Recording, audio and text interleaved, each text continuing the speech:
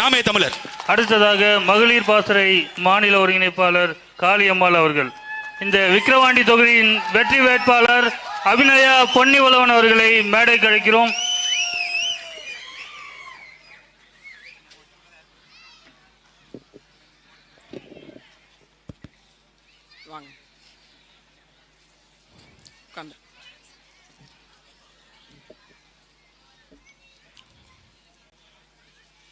அன்பான தாய் தமிழ் உறவுகளுக்கு வணக்கம். இந்த ஊர்ல எனக்கு ஒரு தோழி இருக்காங்க, மரியாதைக்குரிய உண்ணாமலை அவர்கள். அங்கதான் உட்கார்ந்துருக்காங்க. வரும்போதே நாங்க ஒவ்வொரு ஊரா பரப்புரை செய்து கொண்டு வரும்போது புதிய கருவாச்சி பிறகு பழைய கருவாச்சி இந்த 2 ஊருக்கும் இடைப்பட்ட தூரத்துல ஒரு பெரிய அத்துவான காடு, ஒரு கதையில கேள்விப்பட்டிருக்கோம். ஒரு பெரிய மலை இருக்கும், ஒரு அத்துவான காடு, இரு பக்கமும் ரொம்ப பயங்கரமான ஒரு இருட்டு, அந்த வழியில பயணம் அப்படின்ற மாதிரி கதைகள்ல படிச்சிருப்போம். அந்த மாதிரிதான் இருந்தது. ஒரு தெருவிளக்கு கிடையாது. ஆனா இருக்கிற மலை, கல்லு, மண்ணு, முட்டு, ஒரு உடஞ்சு கிடக்கிற பானை, அதுல வரைக்கும் எழுதி வச்சிருக்காங்க உதயசூரியன் சின்னத்தை. உண்மையில் சொல்ல போனால் ஒரு தேர்தலை மக்கள் எப்படி அணுக வேண்டும், எதற்கு தேர்தல் வருகிறது, ஏன் நாம் வாக்கு செலுத்த வேண்டும் என்கிற புரிதலே நமக்கு பல பேருக்கு இல்லை. இப்ப இதே பகுதியில, இந்த பகுதியில் இதுல இருந்து ஒரு 100 மீட்டர் 200 மீட்டர் போனா பெரிய கொல்லன்னு ஒரு ஊர் இருக்கா? அந்த ஊர்ல தண்ணி இருக்காம்மா? உங்க ஊராட்சியில மொத்தமாவே எத்தனை குடிநீர் தொட்டிகள் இருக்கா? ஒரு குடிக்கின்ற தண்ணீருக்காக 50 ஆண்டுகளுக்கு மேலாகியும் அடிப்படை வசதியான குடிநீருக்கும் மருத்துவத்துக்குமே இங்க படாத பாடு படுகிறோம் என்றால் நம்ம வீட்டுல எல்லாம் எதுக்கு உதயசூரியன் சின்னம், எதுக்கு ரெட்டலை சின்னம், எதுக்கு மாம்பழ சின்னம், எதுக்கு கதிரறிவாளி, எதுக்கு இதுக்கெல்லாம்? அதிகபட்சமாகவே இந்த மக்கள் நாம் அடிப்படையாக கோருவது என்ன? ஒரு சாலை, நல்ல கல்வி, குடிக்க குடிநீர், படித்து விட்ட வந்த பிறகு ஒரு வேலை. இங்க இருக்கக்கூடிய எந்த இளைஞன் இங்க இருக்கக்கூடிய நிலம் வளம் சார்ந்த தொழிற்சாலையில் வேலை செய்யறாங்க? படிச்ச அவ்வளவு பேரும் சென்னைக்கு, பாண்டிச்சேரிக்கு வேலை தேடி போக வேண்டிய சூழல் இருக்கா இல்லையா? அப்ப எப்படிப்பட்ட ஒரு வாழ்க்கையை இங்குள்ள மக்கள் நாம் வாழ்ந்து கொண்டிருக்கிறோம்? இங்க இருக்கக்கூடிய ஒரே ஒரு ஆஸ்பத்திரி இருக்கு, ஒரே ஒரு மருத்துவமனை, கிட்டத்தட்ட 5-6 கிராமத்திற்கான ஒரு மருத்துவமனை. அந்த மருத்துவமனையில வாரத்துக்கு ஒரு தடவை தான் டாக்டரே வர்றாங்க, பிரசவம் பார்க்கிற டாக்டர். வாரத்துக்கு ஒரு தடவை, அந்த ஒரு நாள் மட்டும்தான் பெண்களுக்கான, கருவுற்ற பெண்களுக்கான பரிசோதனையே நடக்கும். இப்படி அடிப்படை வசதிகள் கூட இல்லாத இந்த பகுதிக்கு நோட்டு புத்தகத்தை தூக்கிட்டு கட்சிக்காரர்கள் வர்றாங்க.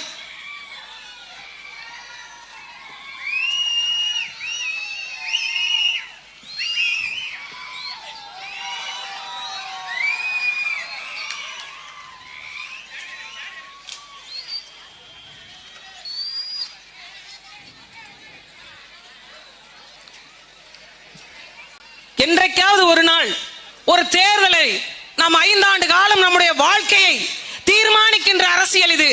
நம் பிள்ளைகள் நல்லபடியாக படிக்க வேண்டும் என்பதற்கான கல்வியை யார் தருவார்? நல்ல மருத்துவத்தை யார் தருவார்? தூய குடிநீரை அவர் வந்தா தருவாரா? என் பிரச்சனை அவருக்கு தெரியுமா? எனக்காக சட்டமன்றத்தில் போய் பேசுவாரா? இவர் எத்தனை காலம் எனக்காக போராடி இருக்கிறார், என் தளத்திற்காக நின்றிருக்கிறார், இந்த நிலத்தை வளத்தை பாதுகாக்க இவர் பேசி இருக்கிறார். என்னைக்காச்சும் பார்த்திருக்கமா? பார்த்திருந்தா ஐயா ஸ்டாலினுக்கெல்லாம் ஓட்டு போட்டு முதலமைச்சர் ஆக்கியிருப்போமா? என்ன பேசி இருக்கிறார்? இதுவரைக்கும் ஏதாவது ஒரு இடத்தில் மக்களுடைய பிரச்சனைக்காக இந்த கட்சிகள் நின்றிருக்கிறதா? நமக்கு அதிகபட்சமா என்ன? சாதியை சொல்லி அதற்கான வாக்கு, மதத்தை சொல்லி அதற்கான வாக்கு, இப்படித்தானே கட்டமைக்கப்பட்டிருக்கோம். நீங்கள் வாக்கு செலுத்திய சாதிக்காரரே வென்று வந்தாலும் கூட படித்த பிள்ளைகளுக்கு பணம் கொடுத்தால் மட்டும்தான் வேலை.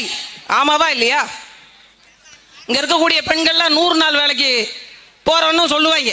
100 நாள் வேலை எத்தனை நாள் கொடுக்குறாங்க? பேரு தான் 100 நாள், அது 6 நாள் ஆயிடுச்சு. அந்த 6 நாளுக்கும் வேலை கிடையாது.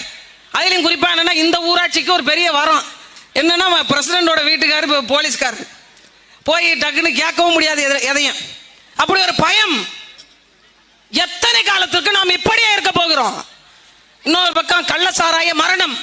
ஒரு சாராய வியாபாரியுடைய சின்னத்தை வீட்டுல வரைஞ்சு வைக்க உங்களுக்கு எல்லாம் எப்படி மனசு வருது?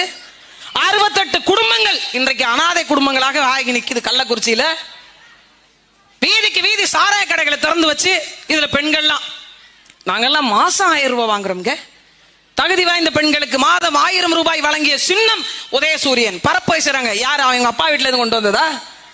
கருணாநிதி ஓங்கோல்ல இருந்து அவங்க குடும்பம் மொத்தமா ஓடி வரும்போது ஒரு பெரிய பணப்பட்டியை கொண்டு வந்து தமிழ்நாட்டில் இருக்கக்கூடிய பெண்கள் எல்லாம் காசு இல்லாம கிடக்குறாங்க, அதனால மாசம் 1000 ரூபாய் கொடுப்போம் என்பதற்காக கொண்டு வந்தாங்களா? டாஸ்மார்க்ல எவ்வளவு சரக்கு விற்குதோ அதுக்கு தகுந்த மாதிரி தான் காசு. அந்த காசை வாங்கி கொண்டுதான் நீங்கள் உரிமையாக உணர்கிறீர்களா? உணர முடிகிறதா உங்களால்? மாசம் 12,000 ரூபாய் நீங்க கொடுக்குறீங்க டாஸ்மார்க்கு. 12,000 ரூபாய். அதுல ஒரு அம்மா வேகமா வேற தலையாட்டுறாங்க. நம்ம வீட்டுல 7 குழுவா 2 குழுவாமா? 7 வாரத்துல 7 நாள் 7 குழு. சாணி தெளிக்கிறதுக்கு முன்னாடியே சார் வந்துடுறார். நீங்கள் உழைக்கின்ற காசை கடனுக்கு கட்டுவீங்களா, கல்விக்கு கட்டுவீங்களா, மருத்துவம் பார்ப்பீங்களா, தண்ணீருக்கு கட்டுவீங்களா, சாலையில போராடுவீங்களா, வேலை வாய்ப்புக்கு பேசுவீங்களா? எதை செய்ய முடியும்? எதையும் செய்ய முடியாது. ஏன்? நமக்கு தான் எதை பத்தியும் கவலை இல்லையே. வேட்பாளர் மூஞ்சே பாக்குறது இல்ல, வேட்பாளர் யாருன்னே தெரியறது இல்ல, ஆனாலும் வாக்கு செலுத்துகிறோம். ஏன்? கட்சிகள். இன்னொன்னு காசு. நான் ஒரு பக்கம் பேசிக்கிட்டே வரேன், ஒரு 50 பேர் அந்த மாதிரி பரிச்சட்டையை தூக்கிட்டு பேப்பர் எடுத்துக்கிட்டு கணக்கு எழுத போய் கொண்டிருக்காங்க. இப்ப இவங்க எழுதுற கணக்குல தான் தமிழ்நாடே விடிய போகுது. இப்ப இவங்க ஒழுங்கா எழுதுறேன்னு அதுல 3 பேனா என்ன, ப்ளூ இங்கு, பிளாக் இங்கு, ரெட் இங்கு, ஒரு பென்சில் வச்சா அது நமக்கான ஓட்டு கிடையாதான், அது நாம் தமிழருக்கான ஓட்டா. அப்புறம் கருப்புல கோடு போட்டோம் அப்படின்னா அதெல்லாம் 60 வயசுக்கு மேல உள்ள டிக்கெட், தூக்கிட்டு போய் ஓட்டு போடுற டிக்கெட். ப்ளூ பென்ல டிக் பண்றது மட்டும்தான் அவங்க ஓட்டு. இந்த ரெட் பண்ணு கம்பல்சரி கிடையாது, அதெல்லாம் நாம் தமிழர் ஓட்டு அப்படின்னு முடிவு பண்ணி அதை டிக் பண்ணிக்கிறாங்க. அதுல ஒருத்தர் திமுக துண்டு போட்டு வந்திருந்தார். எங்களை பார்த்துட்டு கட்சி கூட்டத்தோட அவரும் போறார், நோட்டு புஸ்தகத்தை எடுத்துட்டு போறார். இப்படி துண்டை அப்படி மறைச்சிக்கிட்டு கையை மட்டும் இப்படி காட்டி அப்படின்ட்டு போறார். ஏன்னா இந்த 15 நாள் தான் அவர் பகுமானமா வாழ முடியும். ஒரு நாளைக்கு 2000 rupees வித் ஒரு கோட்டர், ஒரு கோழி பிரியாணி வருமானங்க. 15 நாள்ல 30,000 வருதுல, அதை விடுவானே ஏன் அப்படின்னு உங்கள்கிட்ட வந்து வேலை செய்யறாங்க. அறிவு சிறந்தவர்களே, ஒரு வேட்பாளர் என்பவர் நமக்கான மனிதராக இதுவரை இருந்திருக்கிறாரா, நமக்கான பிரச்சனை தெரியுமா என்று பார்த்து வாக்கு செலுத்துங்க. வீட்டுக்கு வீடு சின்னத்தை வரைந்து வைப்பதால அவங்க உங்க வீட்டு வாசல்லாம் வந்து நின்றுக்க மாட்டாங்க. மக்கள் பிரச்சனைக்காக எந்த சட்டமன்ற உறுப்பினர் உங்கள் முன்னால் வந்து நின்றிருக்கிறார்? படித்தவர்களுக்கான வேலை, பெண்களுக்கான பாதுகாப்பு, உள்ளூரிலே நிலம் வளம் சார்ந்த தொழிற்சாலை, அதன் மூலமாக பெண்களுக்கு வேலை, கடன் இல்லாத வாழ்வு, நல்ல சாலை, சரியான குடிநீர் வசதி, குடிசைகளே இல்லாத பகுதியாக மாற்றி கொடுத்தல் என்று பல்வேறு நலத்திட்டங்களை வைத்து எளிய பிள்ளைகள் நல்ல அரசியலை செய்ய, நேர்மையான அரசியலை செய்ய, தூய்மையான அரசியலை செய்ய உங்கள் முன்னால் வந்து நிற்கிறோம். நீங்க ஓட்டுக்கு வாங்குற 500 ரூபாய் பெருசா, 1000 ரூபாய் பெருசா, அல்லது 5 ஆண்டு காலம் செம்மாந்த வாழ்வு வாழ வேண்டும் என்பது பெருசா என்று பாருங்க. இது ஒண்ணு நீங்க தமிழ்நாட்டினுடைய ஆட்சி அதிகாரத்தை தேர்வு பண்ற தேர்தல் ஒண்ணும் கிடையாது. இன்னும் 2 ஆண்டு காலம் தான். 3 ஆண்டு காலம் திரும்பி பார்க்காத ஐயா புகழேந்தி அவருடைய இன்னொரு அடையாளமாக சிவானன் அனுப்புறாங்கன்னா அவர் வந்து மட்டும் திரும்பி பார்த்துருவாங்களா? சிந்திச்சு பார்த்து வாக்கு செலுத்துங்க. இந்த முறையாவது உங்கள் பிள்ளைகளுக்காக வாக்கு செலுத்துங்க. 5000 ரூபாய் கொடுத்தாலும் வாங்கி வச்சுக்கோங்க. எங்க அண்ணன் சொல்ற மாதிரி அது 20,000 ரூபாய் கூட மாறும். எல்லா ஊர்லயும் 10,000 பேசிட்டு இருக்காங்களா? இந்த ஊர்ல கம்மியா கொடுத்தா சட்டையை பிடிச்சி செவ்வளை காட்டி 4 அரைஞ்சு காசு வாங்குங்க. எல்லாம் நம்ம பணம். அதை திருப்பி பெற்றீங்கன்னா கூட நேர்மையானவர்களுக்கு வாக்கு செலுத்துங்க. 2 பர்பஸ். ஒன்னு காசு மாச்சு, சரியான வேட்பாளரை தேர்வு பண்ணதுமாச்சு.